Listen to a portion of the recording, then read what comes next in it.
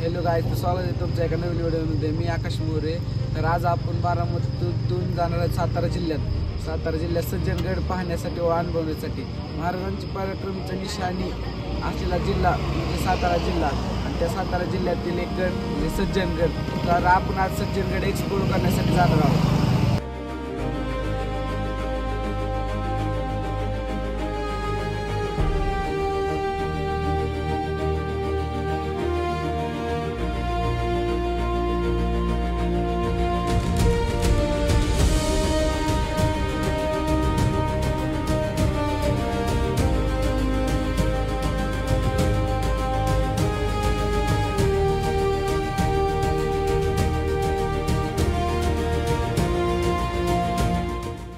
तर आत्ताच आम्ही आलेलो साताऱ्यामध्ये येऊन आम्ही थांबलेलो आता नाश्त्यासाठी.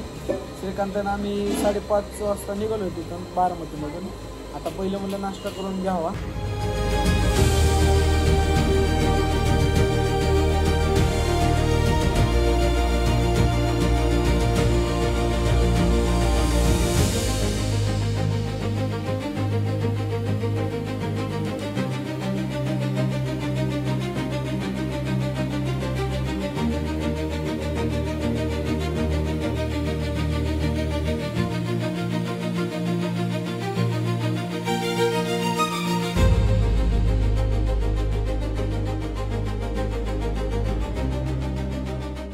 तर मित्रांनो, आता सज्जनगड इथून राहिलेलं आहे फक्त 4 किलोमीटर. तर आमची फर्स्ट टाईम असल्यामुळं आम्हाला खूप मजा येणार आहे. श्रीकांत, तुझी किती वेळ आहे? खूप मी किल्ल्यावर फिरलेलो आहे, पण आत्ता सज्जनगडावरती पहिलीच वेळ आहे. मजा येणार आहे.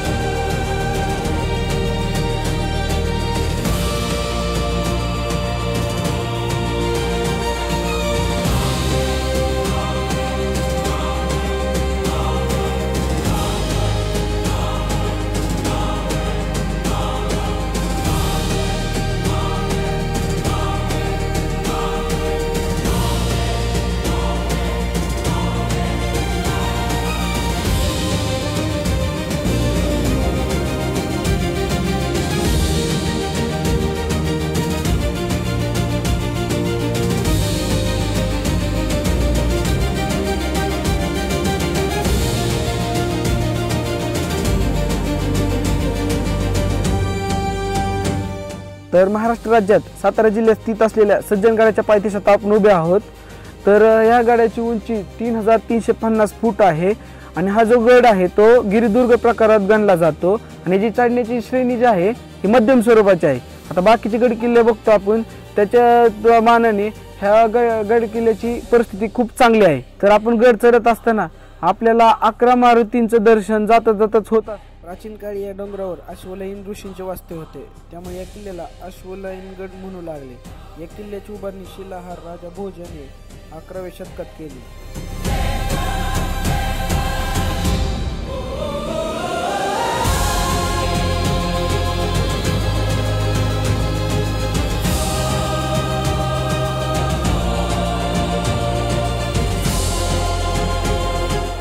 गडावर शिरताना आपल्याला लागणाऱ्या पहिल्या दरवाजाला श्री छत्रपती शिवाजी महाराज द्वार असे म्हणतात. हे द्वार आग्नेय दिशेस आहे.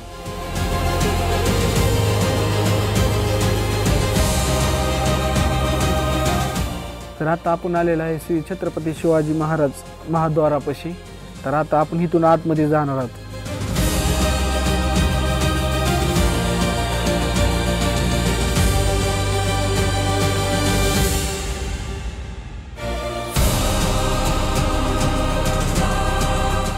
तर दुसरा दरवाजा पूर्वाभिमुख असून त्याला समर्थ द्वार असे म्हणतात. आज हे दरवाजे रात्री 9 नंतर बंद होतात. दुसऱ्या दारातून शेतारासमोरच एक शिलालेख आढळतो. तो फारसी वाचनमध्ये आहे, पण त्याचा मराठी अर्थ असा होतो की ऐश्वर्य तुझ्या दारातून तोंड दाखवत आहे, हिम्मत त्याच्या कामामुळे सर्व फुलांना प्रफुल्लित करत आहे. तू विवंचना दूर होण्याचे स्थान आहेस, परंतु पुन्हा विवंचना मुक्त आहे. तुझ्यापासून सर्व विवंचना दूर होतात. त्या पायऱ्यांनी आपण गडावर प्रवेश करतो. त्या पायऱ्या संपाच्या आधी एक झाड लागते. या झाडापासून एक वाट उजवीकडे जाते. या वाटेने 5 मिनिटे पुढे गेल्यावर एक रामगड लागते. ही रामगड समर्थांची एकत्र बसण्याची जागा होती. गडावर प्रवेश केल्यावर डावीकडे वळावे. समोरच घोड्यांना पाणी पाजण्यासाठी घोडाळे तळे दिसते.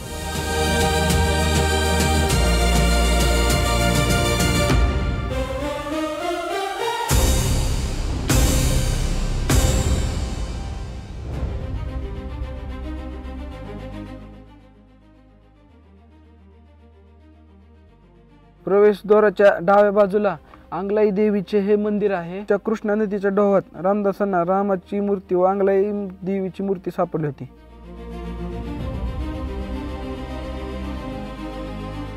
आता आपण आंगलाई देवीचे दर्शन घेऊया.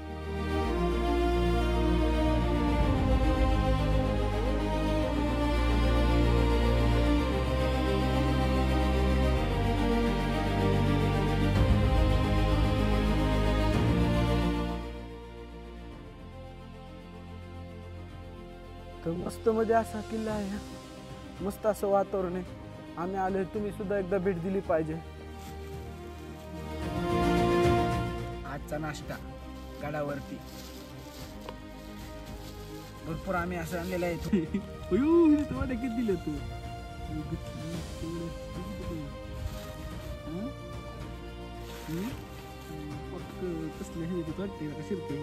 मस्त मध्ये असा नाश्ता घेऊन आलेला आहे आम्ही गडावरती.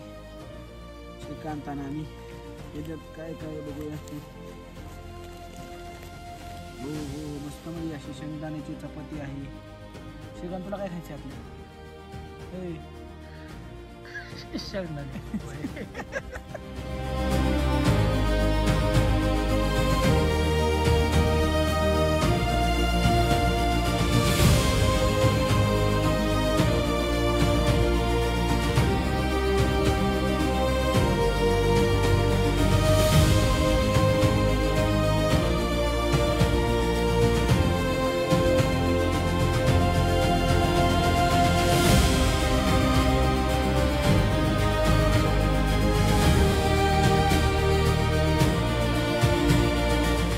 गडाच्या पश्चिम टोकावर एक मारुती मंदिर आहे. त्यास धाब्याचा मारुती असे म्हणतात. त्या समर्थ रामदासांनी धाब्याच्या मारुतीची पश्चिम टोकाची सुरक्षा करण्यासाठी त्या धाब्याच्या मारुतीची तिथे स्थापना केली होती.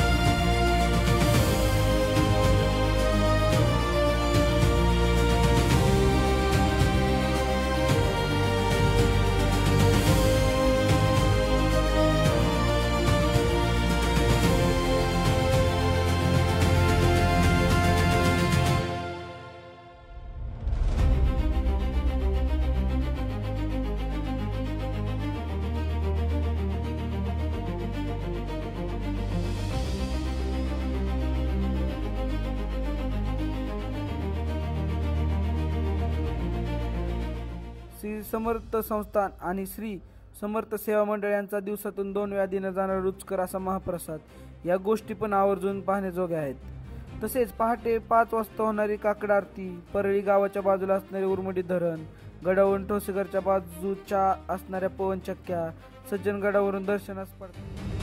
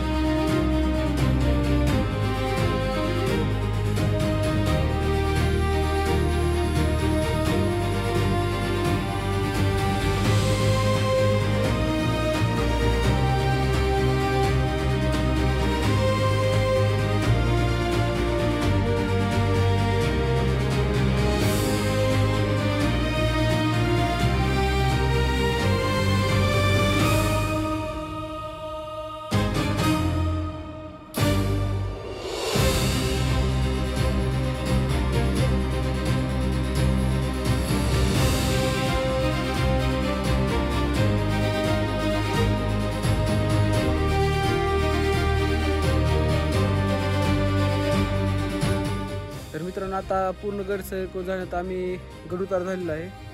तर असेच नवनवीन गडांची व्हिडिओ पाहण्यासाठी आमच्या चॅनेलला लाईक, शेअर आणि सबस्क्राईब करा आणि बेल आयकॉन दाबायला विसरू नका।